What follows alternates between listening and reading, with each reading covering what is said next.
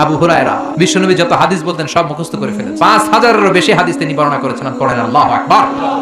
না খেয়ে বেহুশ হয়ে মসজিদে নবীর বারান্দায় পড়ে থাকতেন আবু হুরায়রা। কোন সাহাবী ভালোবেসে কোন খাবার দিয়ে গেলে 70 জন আহলে সুফফার সাহাবারা ভাগ করে খেতেন। মদিনার মধ্যে দুর্ভিক্ষ, কারো ঘরে কোনো খাবার নাই। আহলে সুফফার গরীব সাহাবারা বেহুশ হয়ে মসজিদে নববীতে নামাজের পর পড়ে আছে ক্ষুধা। হঠাৎ এক সাহাবী এরকম এক পেয়ালার ভেতরে এক পেয়ালা দুধ এনে বলে, আবু হুরায়রা, এক পেয়ালা দুধ আমি আহলে সুফফার সাহাবাদেরকে দান করে দিলাম। সুবহানাল্লাহ পড়ে।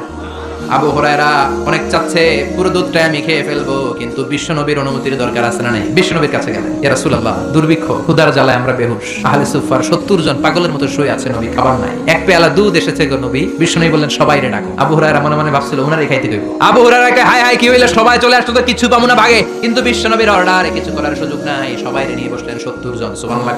আবু হুরায়রা বিশ্বনবীর বাম দিক দিয়ে বসা, আর বিশ্বনবীর অভ্যাস ছিল খাবার বিতরণের সময় ডান দিক দিয়ে শুরু করতেন। দুধের পেয়ালাটা নিয়ে বিশ্বনবী বললেন, বিসমিল্লাহ। ডান দিকে যে বসছে মহা খুশি, পাইছি আমি পাইছি, বিসমিল্লাহ বলে শুরু করলেন। আবু হুরায়রার মন খারাপ। এই সাহাবী পেট ভরে খাওয়ার পরে বিশ্বনবী বললেন, এবার তুমি। দ্বিতীয় সাহাবী পেট ভরে খাওয়ার পরে বিশ্বনবী বললেন, এবার তুমি। একজন, দুইজন, 10 জন, 20 জন, 30, 40, 69 নাম্বার সাহাবী খাওয়ার পরে আবু হুরায়রা বাটিটা পেয়ে দেখে ঠিক যেমন বাটি ভর্তি দুধ আমি নবীর হাতে দিয়েছিলাম, ঠিক সেই পরিমাণ দুধ বাটির ভেতরে আছে। সুবহানাল্লাহ।